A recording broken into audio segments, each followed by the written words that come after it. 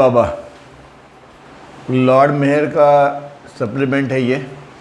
और इसमें last time हमने वैताग और वैराग्य दो चीज़ देखी थी। हाँ, अखंडनीय संन्यास, रिनंसिएशन। तो आज हम वो वैराग्य चालू करेंगे। रियल वैराग्य मतलब क्या होता है। लास्ट टाइम हमने देखा था टेम्पररी वैराग्य, अभी रियल वैराग्य का मतलब क्या होता है। वैराग्य बाबा कहते हैं कि ये सब बाबा का लिखा हुआ, बाबा ने उसको एक्सप्लेनेशन किया है। किसी ने जवाब पूछे, क्वेश्चन पूछे थे, उसका उन्होंने उत्तर दिया। वैराग्य मतलब अखंडनीय संन्यास।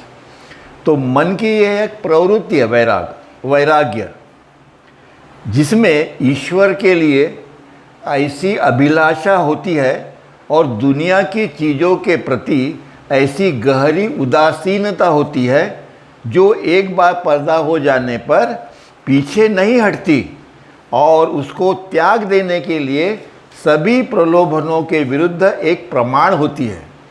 मतलब हमारे जीवन में जो भी कुछ आता है उसके बीच में उसको हम सब त्याग देते हैं, हमको नहीं चाहिए वो चीज़ें। और वह एक ऐसा लॉन्गिंग होता है, अभिलाषा मतलब लॉन्गिंग होता है कि बाहरी दुनिया से जो हमारा ज़्यादा लॉन्गिंग रहता है, अभिलाषा रहती है, उसके प्रति हम लोगों को गहरी उदासीनता आ जाती है। उस रियल वैराग्य जिसको कहते हैं, रियल इसमें। और एक बार अगर यह वैराग्य, रियल वैराग्य जो है वो अगर उसका एक बार वो पैदा हो गया, मतलब पैदा हो गया का मतलब अगर एक बार वो तुम्हारे कॉन्शियसनेस के इसमें आ गया समझो, तो वह कभी पीछे नहीं हटती। मतलब वैराग्य भाग नहीं जाता है।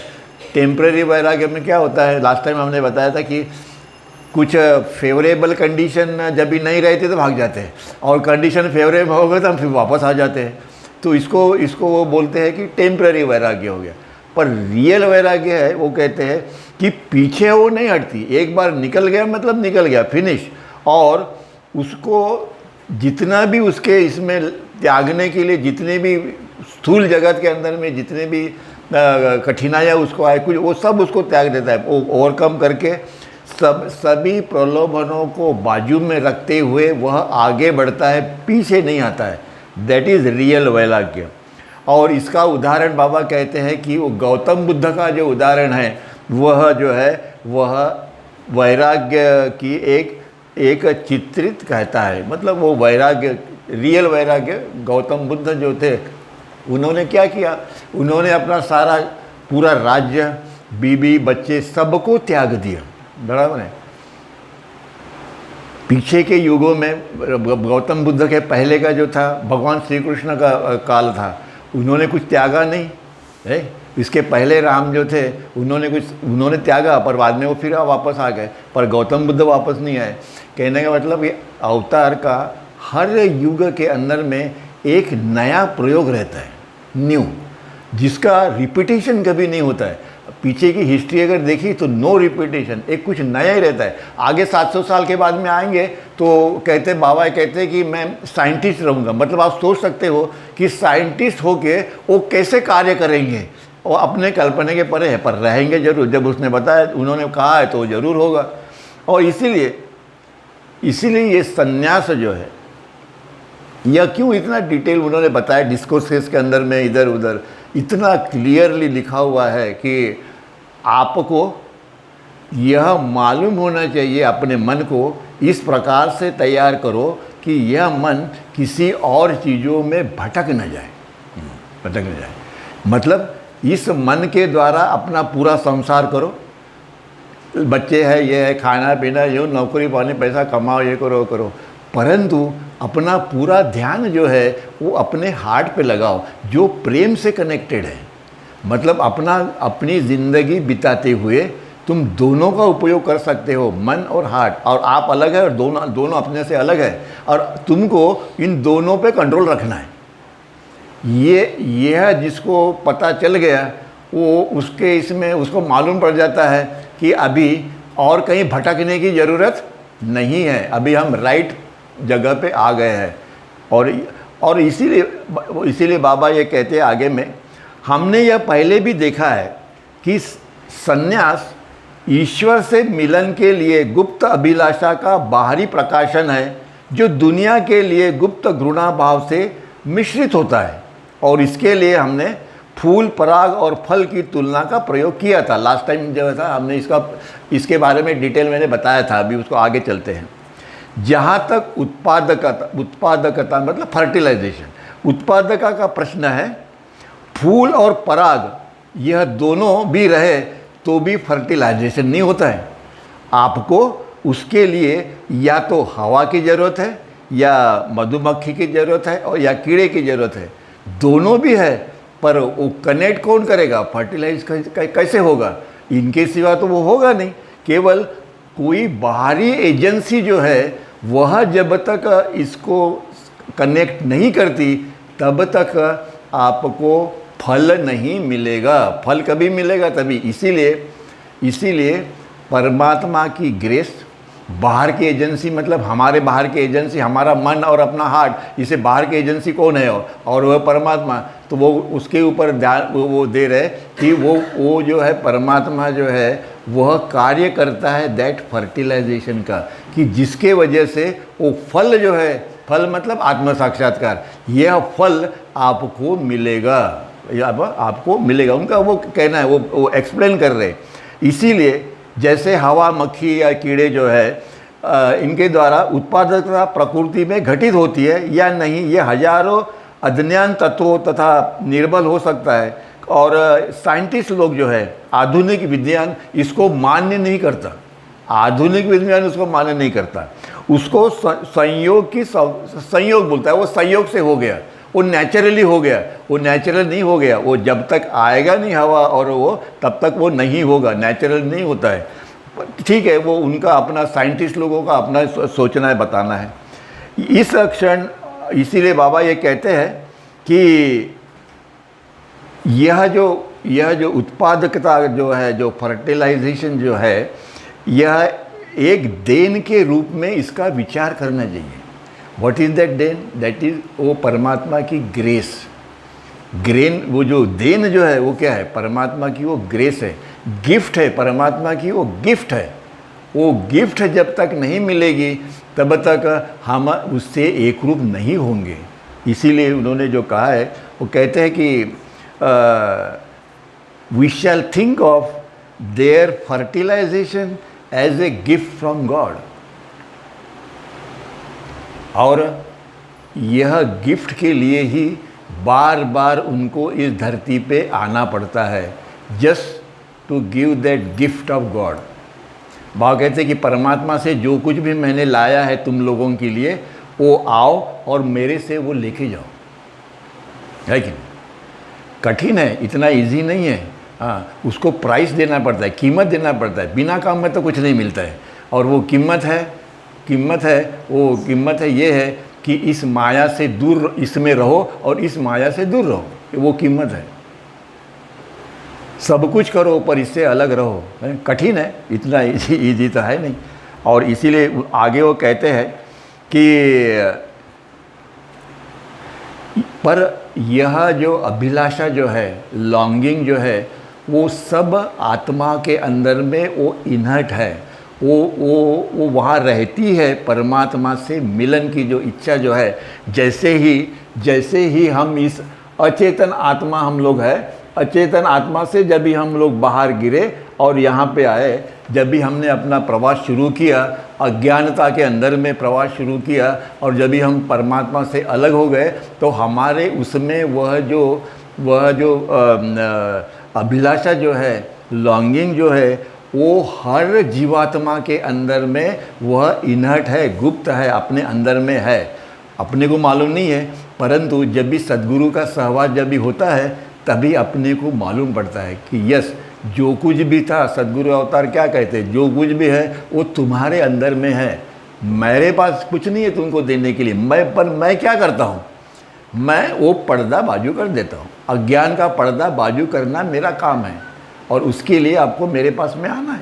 और इसीलिए कुछ भी हो, वह केवल चेतना के बलात् प्रवेश करती है जब आत्मा उसके प्रारंभ पर पहुंचती है, जिसको बाबा ने ईश्वरीय विषय, डिवाइन थीम, मतलब साक्षात्कार प्रक्रिया के बारे बाबा ने समझाया है। इसका मतलब हुआ कि आपको जब इसमें आप जाओगे, इनवर्ड जर्नी, इन्वोल्यूशन के इसमें अगर जब भी आप जाओगे, तभी आपको परमात्मा तक जाने का रास्ता खुल जाता है। नहीं तो हम लोग यहीं पे अटके हुए, पुनर्जन्म वाली प्रोसेस के अंदर में हम लोग घूम रहे। कितने घूमे होंगे मालूम नहीं है, और आगे कितने होंगे वो भी मालूम नहीं है। और इसीलिए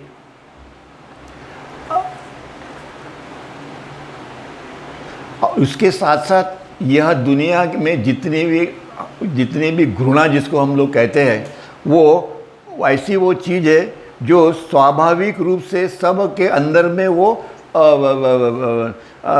विकसित होती रहती है। घृणा जो है वो विकसित होती रहती है, अच्छा और बुरा दोनों विकसित होती है, और अधिक से अधिक शक्तिशाली भी हो जाती है वो। जैसे वैसे वो साक्षात्कार प्रक्रिया के आरंभ में निकट पहुंचती है। जैसे जैसे हम लोग यहाँ पहुँचते हैं, साक्षात्कार प्रोसेस ये है इनवर्ड जर्नी। यहाँ पुनर्जन्म की प्रोसेस से जब हम यहाँ आ जाते हैं, तभी यह जो घृणा जो है हमारी, यह धीरे धीरे कम हो जाती है। क्यों कि अभी आप इस यहाँ जाने वाले हो जहाँ पे अनंत शक्ति, अनंत ज्ञान की तरफ आप मुड़ रहे हो। अभी तक आप यहीं अटके हुए थे, और इसीलिए वो बाबा कहते हैं कि अधिक और अधिक शक्तिशाली आप हो जाते हो। पर जैसे जैसे साक्षात्कार की प्रक्रिया की तरफ आप मुड़ते हो,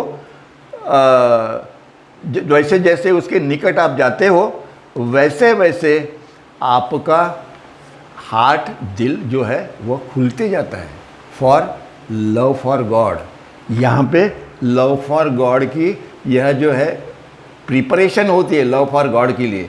पर एक्चुअली लव फॉर गॉड जो है वह आंतरिक प्रवास जो है हमारा आत्म साक्षात्कार, वहाँ पे वो बढ़ती रहती है। और इसीलिए इन्होंने और उदाहरण दिया है कि फूल है, फूल पूरा खिला हुआ है, पराग जो है वो परिपक्व है, दोनों फिर से आया, तब हवा या शहद या मक्खी की उत्पादकता की देन है जो फल का उत्पादन देती है। फल कभी बनेगा जब दोनों एक साथ आएगा, तभी फल बनेगा, नहीं तो कैसे बनेगा। और इसीलिए वो कहते हैं इसी प्रकार से जब भीतरी तैयारी अपनी पूरी हो गई,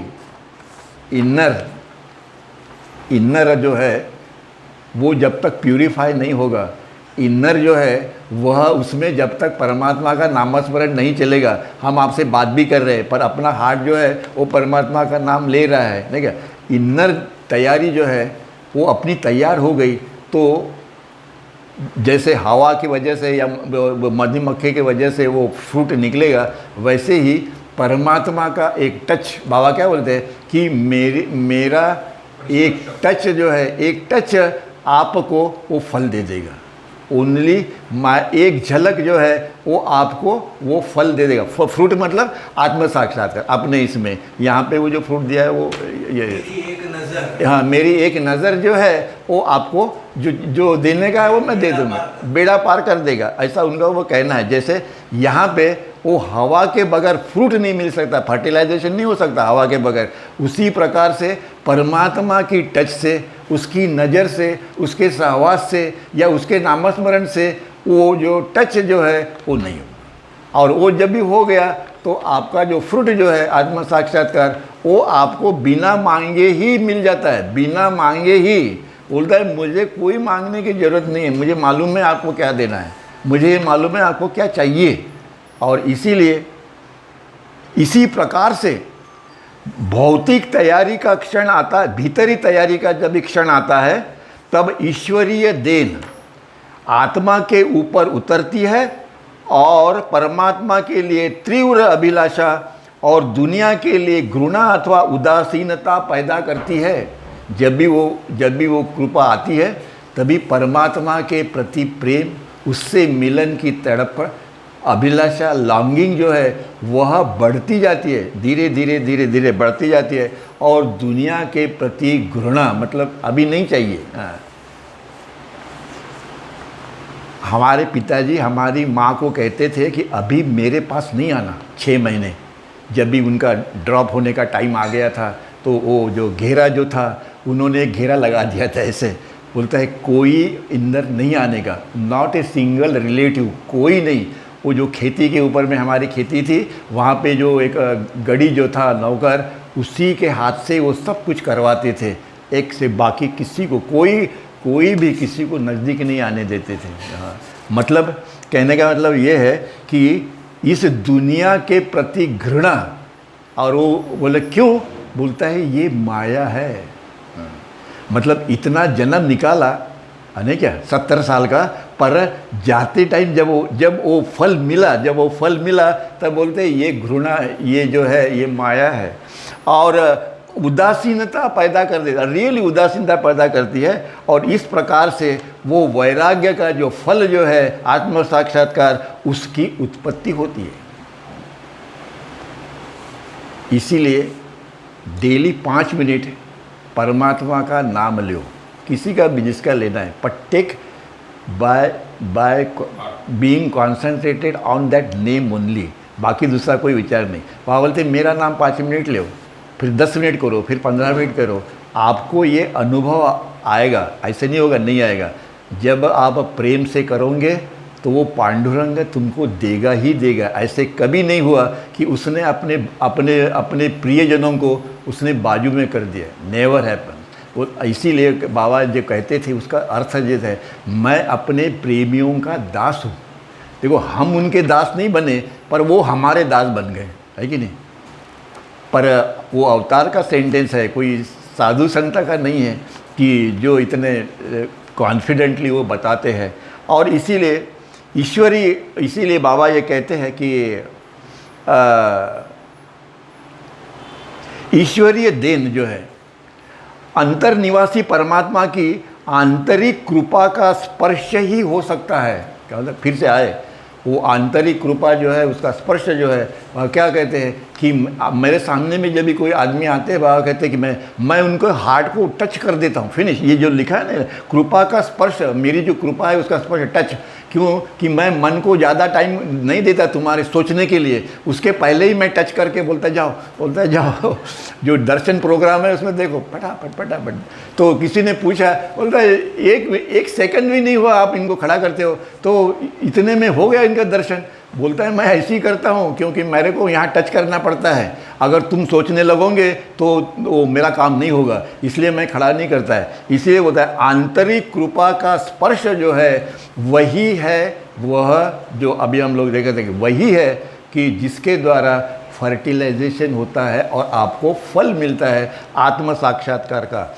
और इसीलिए अथवा ये ऐसा नहीं कि वो अवतार के द्वारा होता है, वह किसी सद्गुरुओं के द्वारा भी होता है, यह फल प्राप्ति होती है, किंतु हमेशा और हमेशा यह देन होती है। बोलता है it is always a gift, जो सद्गुरु अपने प्रेमी जनों को देते हैं, जिनकी तैयारी इंटरनल जिनकी तैयारी हुई है उनको वो ज़रूर देते हैं।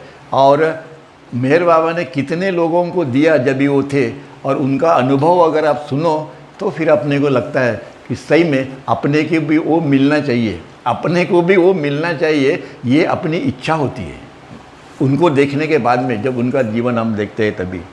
और इसीलिए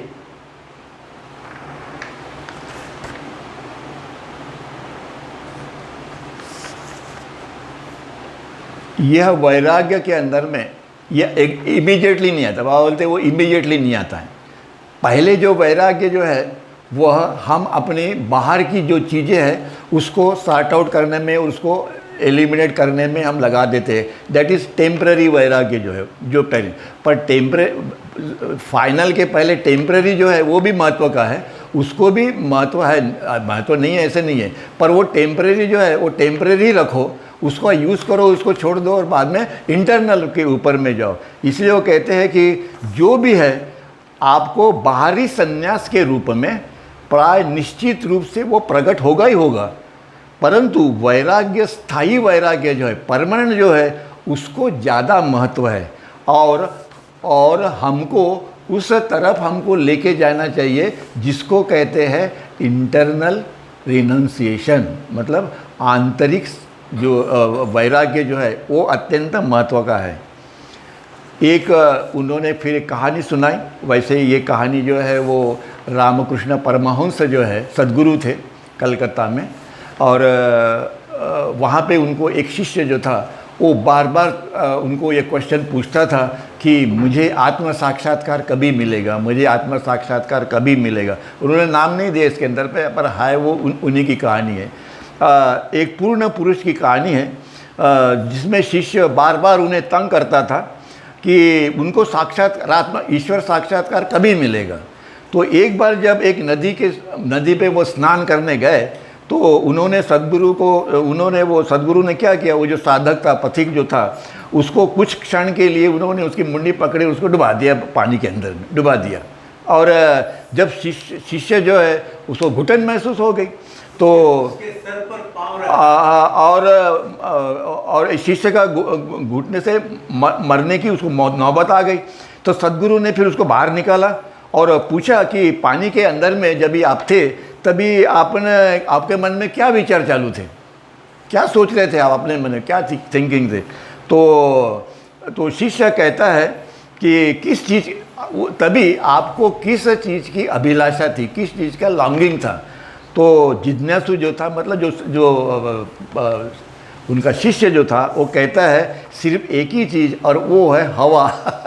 मुझे हवा चाहिए थी क्योंकि ब्रीदिंग बंद हो गया था और इसलिए मुझे हवा चाहिए थी।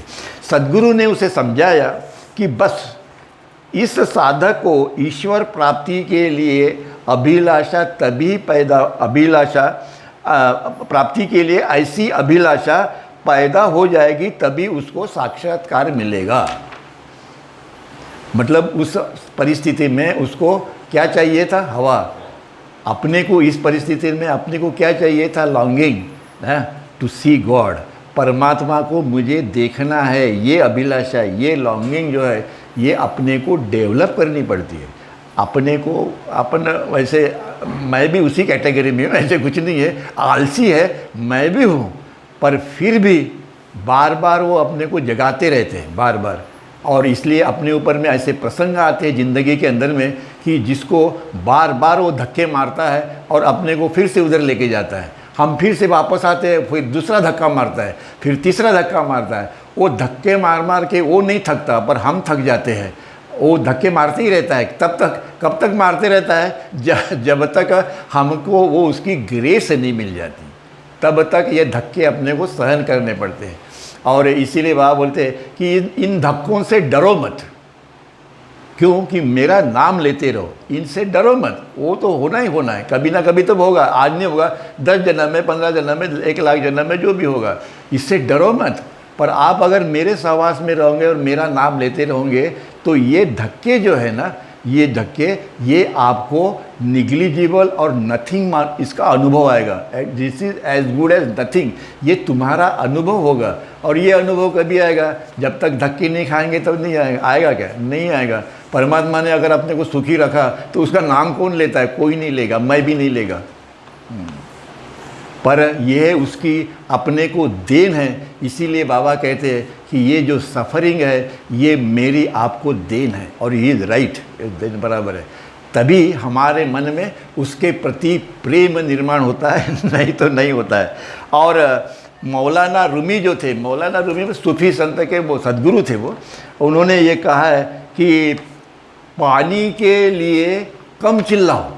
अपन पानी के लिए चिल्लाते हैं, प्यास लगी तो क्या होता है, पानी के लिए चिल्लाते हैं, लेकिन उस परमात्मा के लिए ज़्यादा अधिक प्यास पैदा करो।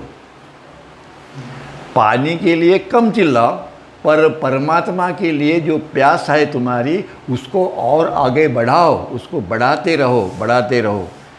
पर यह कभी होता है? ये तुमको सत्संग में बैठना चाहिए, ये चीज़ें आपको सुनना चाहिए। वो सद्गुरु का सहवास हो या संतों का हो या अवतार पुरुष का हो, बार बार जब भी हम इसको सुनते रहेंगे तो इसका परिणाम जरूर होगा। क्योंकि आप वो सुन रहे हो जो परमात्मा के मुख से निकले हुए वर्ड है। फिर वो गीता के हो या रामायण के हो या बाइबल के हो, किसी के भी हो, ये नहीं किसी के भी हो।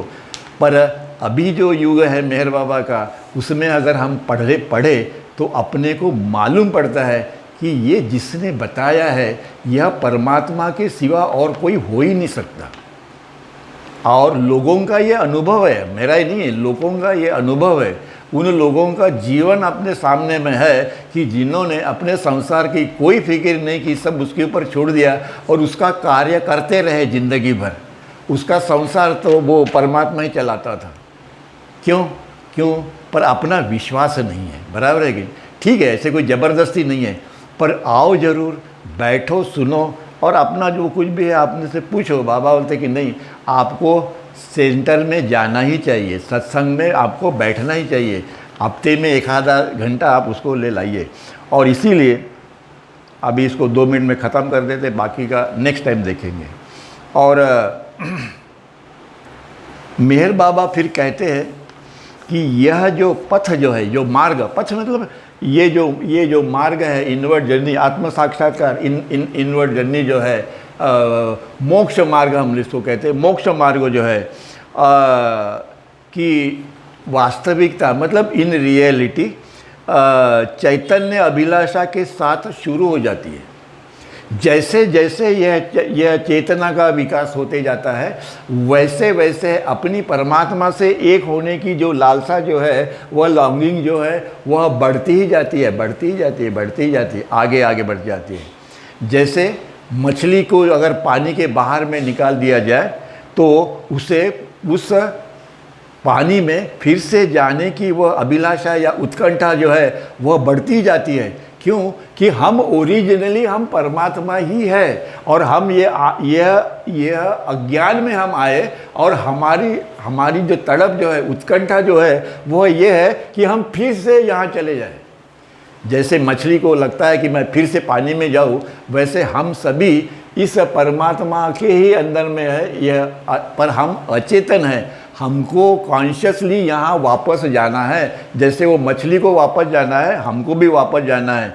इसी प्रकार से साधक जिसका उद्देश्य यही है, साधक जिसका उद्देश्य यही है कि परमात्मा से मिलन की उत्कंठा हमारे इसमें धीरे धीरे बढ़ती ही जाती है, वो कम नहीं होती, बढ़ती जाती है। किसी की जल्दी होती है, किसी को कम होती है, फर्क इतना ही है, पर सब में वो उत्कंठा है टू सी गॉड की। जैसे मछली को उत्कंठा कैसे पानी में चले जाओ क्योंकि बाहर आ गई है वो, उसी प्रकार से हमारे में वो ये उत्कंठा जो है वो हमारे में भी है और वो बढ़ती जाती है। परंतु वो टच जो है या वो ग्रेस जो है या वो जो कृपा जो है, जो भी है, वो सद्गुरु और अवतार के सिवा कोई दे नहीं सकता। अवतार मेहर बाबा की जय। जय बाबा।